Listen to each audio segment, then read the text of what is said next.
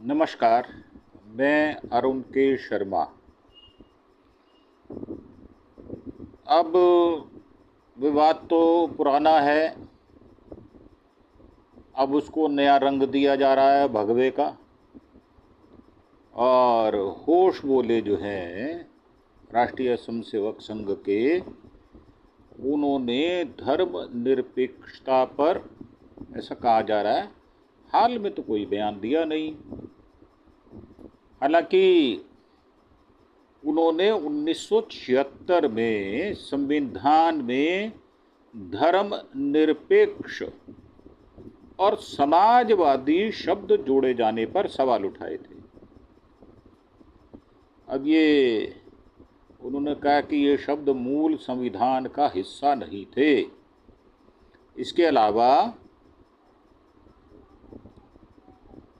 उन्होंने आपातकाल के दौरान मौलिक अधिकारों के उल्लंघन, न्यायपालिका की स्वतंत्रता पर भी सवाल उठाए थे, क्योंकि 25-26 जून अभी कल ही गया है और बीजेपी को कीड़ा काट गया है। पता नहीं बिच्छू ने काट दिया, जहर चढ़ गया। अब ये धर्मनिरपेक्षता का, सेक्युलरिज्म का फिर से बीमारी उनको चढ़ गई है, बीजेपी वालों को। अब ये एक ऐसा शब्द है जो धार्मिक मामलों से राज्य को अलग रखने की बात करता है। अब भारत में धर्मनिरपेक्षता का अर्थ है कि राज्य किसी भी धर्म को बढ़ावा नहीं देगा और सभी नागरिक अपने धर्म का पालन करने की स्वतंत्रता होगी। 1976 में धर्मनिरपेक्ष शब्द को संविधान की प्रस्तावना में जोड़ा गया था। ये बात बिल्कुल ठीक है। और होश बोले का कहना है कि यह शब्द मूल संविधान का हिस्सा नहीं था और इसे बाद में जोड़ा गया था। तो ये तो इतिहास कह रहा है ना, ये तो प्रमाण की जरूरत नहीं है, ये तो जोड़ा गया था। ठीक बात है। 1948 में जब ये 47 में देश आज़ाद हुआ, 48-49 में सरदार पटेल थे, तो उस समय भी ये बात आई थी सामने कि इसको प्रस्तावना में जोड़ना चाहिए। जब संविधान की लिखी जा रही थी तो उन्होंने यह भी कहा कि आपातकाल के दौरान मौलिक अधिकारों का उल्लंघन हुआ था। तो मैं यहीं जोड़ देता हूँ, 2002 में भी मौलिक अधिकारों की धज्जियाँ उड़ाई गई थी। ये आपका लाडला मोदी जो है ना, इसने 3500 मुसलमानों को मरवा दिया था, हत्यारा है ये। और न्यायपालिका की स्वतंत्रता पर अंकुश लगाया गया था। तो 11 साल से अभी भाई साहब क्या कर रहे हैं तुम्हारे? वो जो मोदी साहब है वो कर क्या रहे हैं? वो कर तो यही रहे हैं, इमरजेंसी अघोषित सब जगह ला रखी है, मेरे तलवे चाटो, नहीं तो बोलने नहीं दूंगा, ईडीआई भेजूंगा, सीबीआई भेजूंगा, आईटी भेजूंगा, लोगों को जेल में डालूंगा। और वैसे भी होश बोले, एक बात तो बताओ, आप तो राजनीतिक आदमी नहीं हो, आप तो राष्ट्रीय स्वयंसेवक संघ के एक कार्यकर्ता हो, एक स्वयंसेवक हो। और राष्ट्रीय स्वयंसेवक संघ राजनीतिक दल नहीं है। और वैसे भी जब 76 में जोड़ा गया था तो उस समय जो जनसंघ थी उसने अपनी पूर्ण आहुति जनता पार्टी को दे दी थी, अपना सर्वस्व न्यौछावर कर दिया था। तो वो तो पार्टी ही नहीं है। जिस पार्टी ने उस समय विरोध किया था वो तो पार्टी समाप्त हो गई भाई साहब। और आप भी राजनीति के आदमी नहीं हो, कभी कभी कुछ कुछ बोलते रहते हो, लोगों की चुटकी लेते रहते हो, मजे लेते रहते हो और हिंदुत्व का कीड़ा कटवाते रहते हो। आपका काम यही है।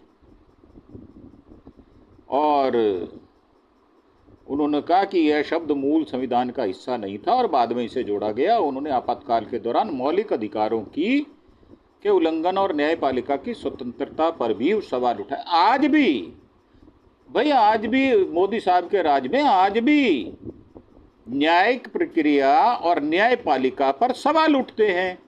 और जो दूसरे लोग आपके तलवे चाटू हैं वो भी न्यायपालिका पर सवाल उठाते हैं। और उन्होंने खन्ना साहब पर क्या आरोप लगाया था, याद कर लो आप। ऐसे भद्दे भद्दे आरोप लगाए थे उन्होंने कि सीजीआई साहब सत्ते में आ गए थे, अपनी रिटायरमेंट ठीक से करवा ली, यही बहुत है। अब इसमें सियासत तेज हो गई है, और सियासत तेज करने के लिए ही उन्होंने बयान दिया है दत्तात्रेय होश बोले ने। अब ये होश बोले हैं या बेहोश बोले हैं, ये हमको नहीं पता, हमें कुछ नहीं पता। अब उन्होंने विपक्ष के हमले पर बीजेपी का पलटवार भी आ गया है। पूरे देश में आरएसएस के महासचिव दत्तात्रेय होश बोले के बयान पर सियासत तेज हो गई है। इसे लेकर विपक्ष ने निशाना साधा, तो बीजेपी ने दत्तात्रेय होश बोले का बचाव करते हुए पलटवार कर दिया। भाई उनके आदमी हैं, वो उनकी मदर संस्था है। अब उन्होंने कोई बयान दिया तो बीजेपी के जो लोग हैं वो उनका बचाव करेंगे, स्वाभाविक है, इसमें कोई दो राय वाली बात ही नहीं है। और अभी एक और आ गया है, शिवराज का भी बयान आ गया, शिवराज चौहान का, कि धर्मनिरपेक्ष था ही नहीं कभी। तो ये जो 1200, 1400, 1800 वर्षों की हमारी कहानी है वो बगैर धर्मनिरपेक्ष के चल रही थी। यहाँ मुसलमान भी रह रहे हैं, जहाँ ईसाई भी रह रहे हैं, सिख धर्म का उदय भी हुआ है, और बौद्ध धर्म भी यही हैं, जैन धर्म भी यही हैं, और बहुत सारे और सांप्रदाय भी यही हैं। तो ये सब कैसे हो गया भाई साहब, अगर धर्मनिरपेक्ष देश नहीं था तो। अब ये राष्ट्रीय स्वयंसेवक संघ के महासचिव दत्तात्रेय होश बोले ने एक बार फिर देश की सियासत को में गर्माहट ला दी है। उन्होंने संविधान की प्रस्तावना में समाजवादी और धर्मनिरपेक्ष शब्द हटाने की वकालत की है, और कांग्रेस से इमरजेंसी के लिए माफ़ी की मांग की। भाई साहब 50 साल हो गए, अरे कहाँ कब्रों से जुड़े पड़े हो, पैर लटका के कब्र में खड़े हो, कहाँ 50 साल पहले। आज जो व्यक्ति 60 साल का, उसको भी होश नहीं है इमरजेंसी की, जो 70 साल का है उसको होश होगी, और उसका क्या लेना देना, उस समय तो वो पढ़ाई कर रहा था। तो आप ये जो नाटक कर रहे हो ना, ज़रा थोड़ा बहुत गुजरात के दंगों पर भी बात किया करो, थोड़ी तहजीब रखो। ऐसे नहीं होता कि आप एक तरफ आंख बंद करके दूसरी तरफ को देखते ही रहोगे। तो जिधर आंख बंद की है जरा इधर भी देखो, इधर आरएसएस के कुकर्म भी है बीच में शामिल, और बीजेपी के तो कुकर्म हैं ही हैं। उसमें जो अटल बिहारी वाजपेयी साहब थे तो उन्होंने भी कहा था कि राष्ट्र धर्म का पालन कर भाई। उस समय मोदी साहब जो हैं वो सीएम थे गुजरात के, और झेप गए थे उस समय, इधर उधर बगले झांकने लग गए थे। तो अब 50 साल पहले, ये तो कई बार कई कांग्रेस के लोग माफ़ी मांग चुके, आपने कब माफ़ी मांगी है? अरे नरेंद्र मोदी ने 2002 के दंगों के लिए माफ़ी मांगी, वो तड़ी पार आपका जो है उसने माफ़ी मांगी। औरतों का जासूस है वो, जासूसी कराता रहा है वो, उसका बहुत पुराना इतिहास है। तो आप अपने बंदों पर भी, उनके चरित्र पर भी जोर दो। कपिल मिश्रा ने क्या कहा था, मानसी सोनी के लिए क्या बोला था, आप उसका भी थोड़ा होश करो। तो भारतीय जनता पार्टी भी पलटवार कर रही है, एक्सपर्ट भी इस पर खुलकर राय दे रहे हैं।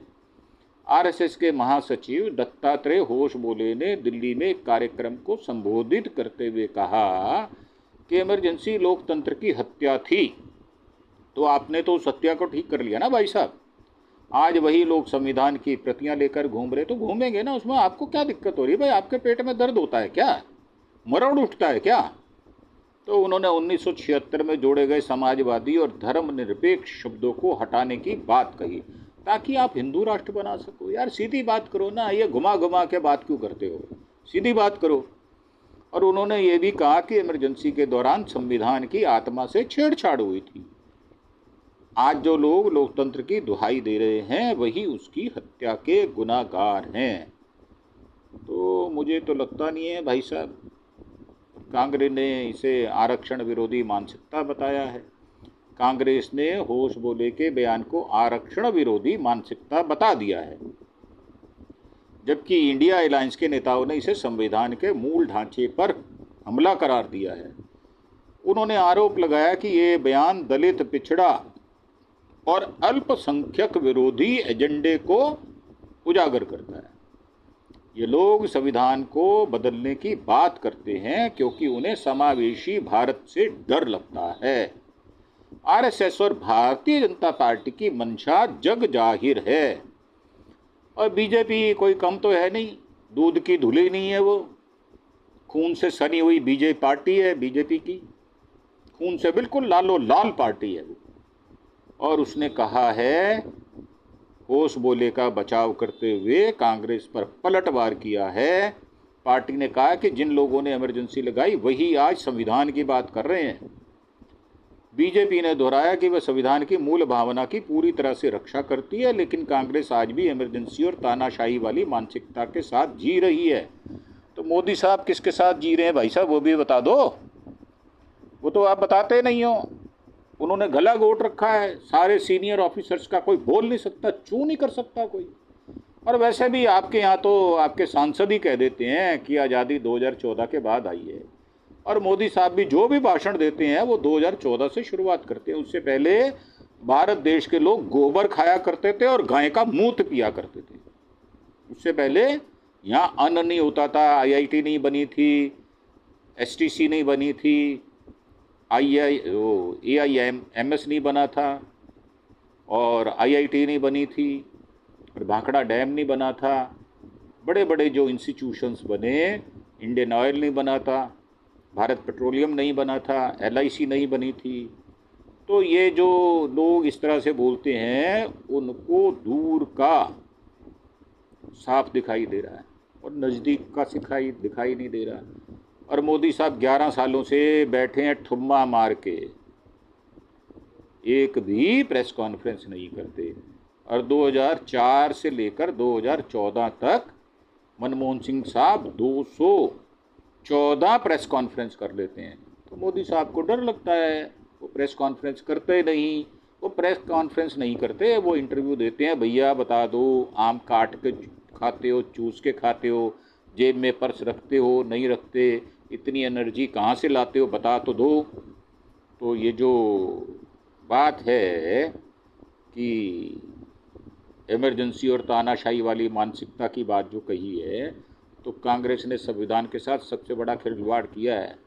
हमें सिखाने की ज़रूरत नहीं है भाई साहब, आपको ही सिखाने की ज़रूरत है कि आज सत्ता आपके पास है।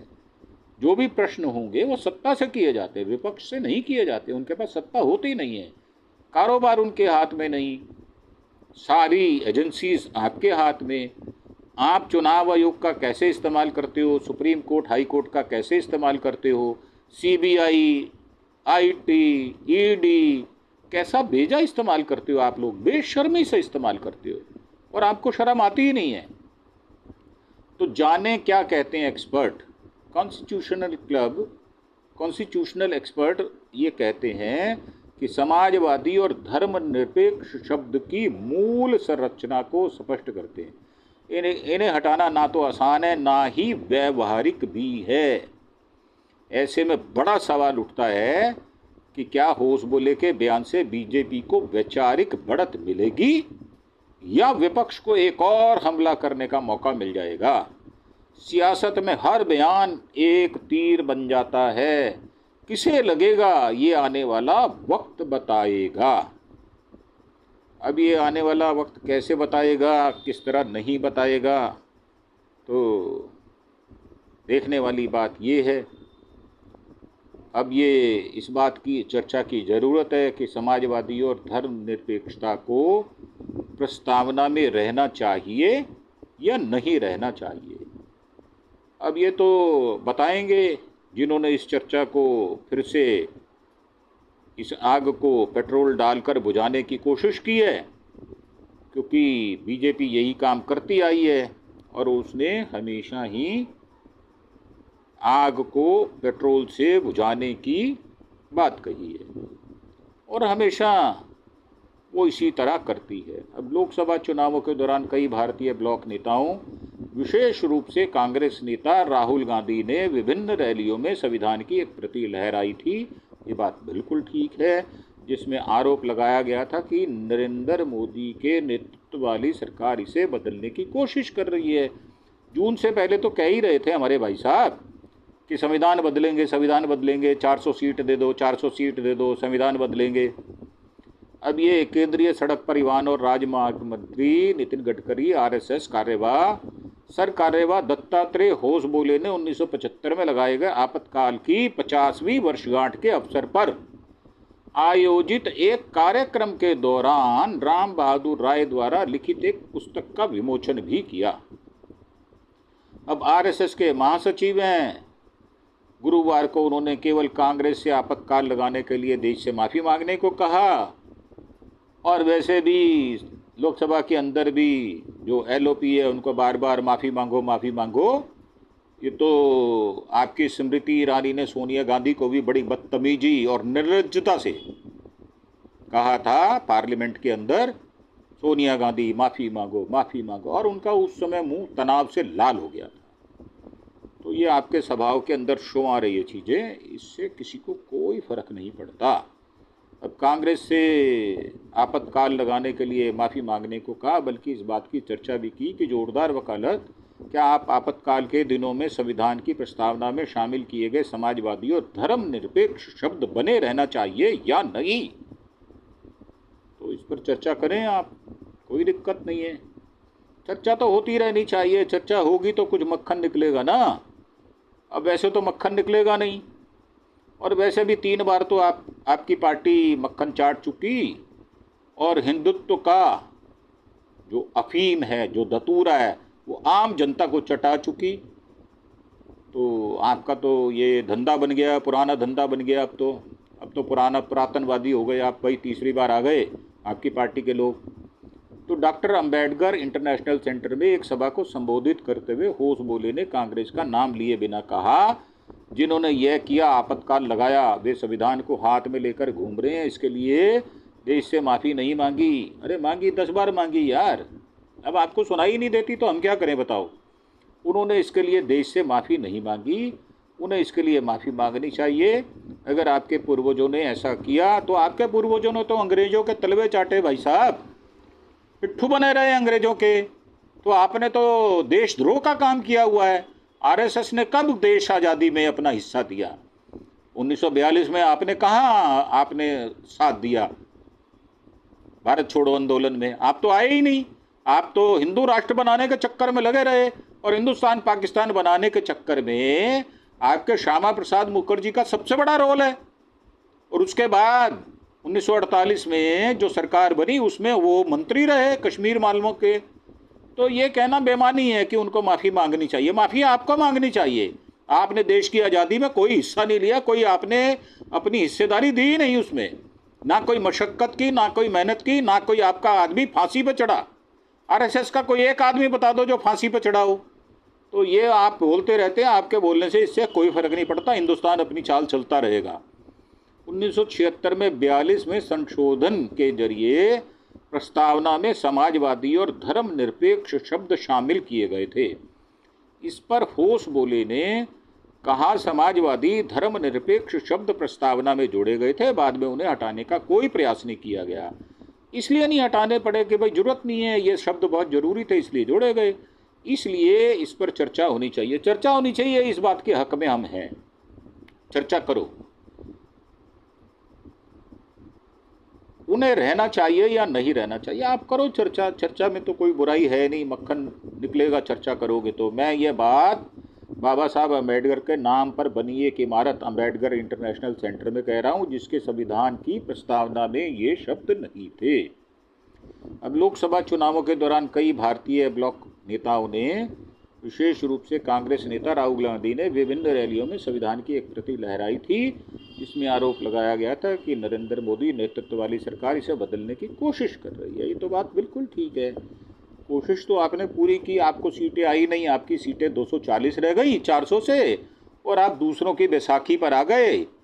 अब ये लंगड़ी टांग चलते हुए भारतीय जनता पार्टी की सरकार नहीं है, ये एनडीए की सरकार है। तो आप ले आओ अपनी सरकार और बदल लो, दिक्कत क्या हो रही है भाई। तो इस कार्यक्रम में नितिन गडकरी मुख्य अतिथि थे, जबकि पत्रकार राम बहादुर राय और पूर्व भारतीय जनता पार्टी नेता केएन गोविंदाचार्य भी पैनल में थे, क्योंकि उन्होंने 1975 में आपातकाल लागू करने के लिए जयप्रकाश नारायण द्वारा संचालित आंदोलन में सक्रिय रूप से भाग लिया था। तो भाई साहब आपको बता दूं, इमरजेंसी में मैं भी 1976 में 8 महीने जेल रहा, मेरे पिताश्री पूरी इमरजेंसी में जेल रहे, मेरी माताश्री 2 महीने जेल रहीं। तो इस बात से कोई फ़र्क नहीं पड़ता जीवन में कि आपने पिछले 50 साल पहले क्या किया था, क्या नहीं किया था। आज का वर्तमान जीवन आपका ये आदर्श होना चाहिए, और जो बातें आप कहते हैं नैतिकता पर, वो खरी उतरनी चाहिए। तो भारतीय जनता पार्टी वो पार्टी है जो चाल चरित्र चेहरे के साथ चलती है, परंतु वो चाल चरित्र चेहरा गया कहाँ, वो त्रिया चरित्रम में बदल गया, कहाँ चला गया, नैतिकता किस गड्ढे में फेंक दी, किस कुएं में डाल दी, किस समुंदर में डाल दी, उसका पता नहीं है। और नैतिकता की दुहाई देने वाले लोग नैतिकता की धज्जियां उड़ाते हुए नजर आते हैं। तो ये जो है, होश बोले ने कहा कि जरूरी है 25 और 26 जून की तारीखें आपातकाल के 21 महीनों के दौरान जेलों में बंद लोगों के बीच चर्चा का पुराना क्लब न बनकर रह जाए, बल्कि युवाओं के बीच उस अवधि के बारे में जानकारी फैलाने का अवसर बन जाए। अरे भाई, आप रोजगार के अवसर देते नहीं और जानकारी दे रहे हो। आप उनको रोजगार के अवसर दो भाई, उनको अच्छी पढ़ाई लिखाई दो, उनको अच्छी सुविधाएं दो पढ़ाई के। वो तो उस पर तो आपका ध्यान है नहीं। अब 50 साल का इतिहास आप टटोलने में लगे हुए हो। तो ये जो ताकि देश में आपातकाल जैसी मानसिकता कभी वापस नहीं आएगी, आई हुई है भाई साहब, 11 साल से आई हुई है और चुपचाप चल रही है, किसी को बोलती नहीं है। वो बिल्कुल अघोषित आपातकाल 11 साल से चल रहा है। उन्होंने संघ के छात्र संगठन अखिल भारतीय विद्यार्थी परिषद से आपातकाल के बारे में जागरूकता फैलाने के लिए विश्वविद्यालयों में अध्ययन मंडलियां आयोजित करने का आह्वान किया। तो छाती पीटने का आप काम करोगे, छाती पीटते रहो, अच्छे लगते हो आप छाती पीटते हुए, मुझे तो बहुत आनंद आता है। होश बोले ने कहा कि उस दौरान हजारों लोगों को जेल में डाल दिया गया, उन पर अत्याचार किया गया, साथ ही न्यायिक पालिका और मीडिया की स्वतंत्रता पर भी अंकुश लगाया गया। मीडिया की स्वतंत्रता पर आज जितना अंकुश है इतना पहले कभी नहीं लगाया गया, और आज नरेंद्र मोदी जो हैं उसके प्रतीक बनकर उभरे हैं। आज वो मीडिया को चूं भी नहीं करने देते, बल्कि पत्रकार तो छाती ठोक ठोक के बोल रहे हैं, मैं अपने प्रधानमंत्री का पक्ष रखूंगा, मैं रखूंगा। दौड़ लगी हुई है, रेस लगी हुई है, कंपटीशन चल रहा है, कौन फर्स्ट आएगा, कौन ये 11,000 करोड़ में सबसे ज़्यादा मलाई खाएगा। तो अब बात आ गई सुविधा की, और आपको भी 5 स्टार जैसे कार्यालय मिल गए हैं, 3-3, 4-4 बिल्डिंगें हैं उसमें, और खूब ऐश मिल रही है। और नागपुर में भी बिल्डिंगें बन रही हैं, यहाँ दिल्ली में बन चुकी हैं, तो मौज मार रहे हो और अच्छा काट रहे हो। तो अब आप एसी में बैठ के इस तरह की बातें गोल गोल करते हो और चरित्र पर खरे नहीं उतरते, ये बात बिल्कुल उचित है। 5-5 लाख स्क्वायर मीटर के आपके बीजेपी के ऑफिस हैं, ये 760 जो ऑफिस बीजेपी ने बना लिए, या कौन से काले पैसे से बनाए हैं, इसके बारे में भी कभी बात करोगे या नहीं करोगे, या सिर्फ वो रोना रोते रहोगे, और वो जो रुदाली गैंग आपने बना रखा है उसमें छाती पीटने का काम ही करते रहोगे। तो मेरा कहना ये है कि अगर बात करोगे तो सारी बातें होंगी। अब इसमें इंदिरा गांधी के तानाशाही विचारों से लड़ाई लड़ी, तो उस समय इंदिरा गांधी से जब लड़ाई लड़ी तो उस समय जो मोदी साहब थे वो कहाँ थे, उनकी कितनी उम्र थी, किस उम्र में क्या किया, उनके बारे में कुछ पता है? उन्होंने जो एंटायर पॉलिटिकल साइंस की जो डिग्री ली हुई है वो डिग्री तो दिखाते नहीं है। तो अब वंशवाद आप कहते हो, तो यही जो राजनाथ सिंह हैं, उनके बच्चे और सबके बच्चे फॉरेन कंट्री में पढ़ रहे हैं, मज़े कर रहे हैं, नौकरियां लगी हुई हैं, इसलिए आपको तो चिंता है नहीं। आपने तो कावड़ लेने जाना नहीं है, गरीबों के बच्चे कावड़ लेने जाएंगे, अमरनाथ की यात्रा करेंगे। तो आप इन्हीं बातों में हिंदुओं को उलझाए रहोगे तो ये आपका कारोबार चलता रहेगा, और आप एसी में बैठकर मज़े से खूब बयान ब्याजी करते रहोगे, और हिंदुओं को मुसलमानों से लड़ाने का काम, ईसाइयों को हिंदुओं से लड़ाने का काम, सिखों को हिंदुओं से लड़ाने का काम, ये आप करते रहोगे, और ये बखूबी करते हो, अच्छा करते हो, और इसके बारे में पूरी दुनिया आज जान चुकी है। तो होश बोले ने याद करते हुए कहा कि अडवाणी जी ने वह पीटीआई और यूएनआई को बयान देने के लिए बुलाना चाहते थे। अटल जी ने उनसे पूछा कौन इसे प्रकाशित करने को तैयार है, लेकिन उन्होंने यह भी कहा कि भारत के लोगों ने उस कठिन समय में एक लोकतंत्र के रूप में अपनी परिपक्वता साबित की थी। हम भी साथ थे भाई साहब, हम भी यूनिवर्सिटी पढ़ा करते थे, हम भी जेल गए थे। अब अपने बच्चों के सामने अगर वो रोना रोएंगे तो वो काम ही नहीं कर पाएंगे। तो गडकरी ने यह भी याद किया कि जब अपने मामा के पैरोल लेने गए थे ताकि वहाँ अपने नाना का अंतिम संस्कार कर सके, तो पूरी रात रेलवे स्टेशन के बाहर इंतजार करना पड़ा था। उन्होंने इस बात पर जोर दिया कि आपातकाल की कहानी युवाओं को फिर से बताई जानी चाहिए ताकि इसे भूल न जाएं। तो धतूरा तो आप चटाई रहे हो, अफीम ले लो, उसमें घोटा लगाओ और ये युवाओं को पिला दो, और युवा मस्त होकर फिर सिर्फ आपातकाल आपातकाल आपातकाल की करते रहेंगे। भूल जाएंगे वो पढ़ाई करना, भूल जाएंगे नौकरी है नहीं, भूल जाएंगे वो बेरोजगारी है, भूल जाएंगे वो महंगाई है, भूल जाएंगे पेट्रोल का इतना रेट है, सुविधाएं नहीं है। और नितिन गडकरी साहब तो टैक्स लेने में सबसे माहिर आदमी है, 3 बार रोड टैक्स लिया जाता है, 15 साल का रोड टैक्स पहले ले लेते हो आप। तो आपको आपकी जवाबदेही क्या है? और मोदी साहब को ज़रा एक बार बोल के देखो कि भाई साहब कभी प्रेस कॉन्फ्रेंस करो, ओपन प्रेस कॉन्फ्रेंस करो, 100 200 300 पत्रकारों को बुलाओ, उनके प्रश्नों का जवाब दो। वो तो आप दोगे नहीं, आपके बस की नहीं है। आप तो रटी रटाई स्क्रिप्ट पढ़ लेते हो और आदेश आता है ऊपर से कि भाई ये वाला बयान देना है, ये वाला बयान देना है, और 6 महीने बाद 4 महीने बाद एक लटका झटका छोड़ देते हो और लोग अपनी बहस करने लग जाती हैं। लोगों का ध्यान इधर उधर होता है, पीछे से अपनी कोई बेईमानी, कोई हेरा फेरी, कोई कुकर्म करना वो कर लेते हो और बाद में उसकी सफाई देने के लिए उपस्थित नहीं होते।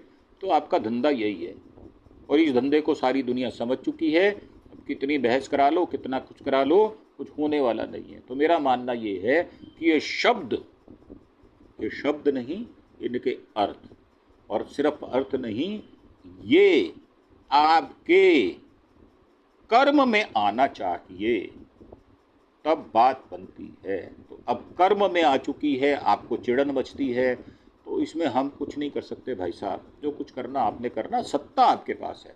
पिछले 11 सालों से जो सत्ता का सुख आप भोग रहे हो, तो एकदम मदमस्त हाथी की तरह अब आप फन्नाए फिर रहे हो।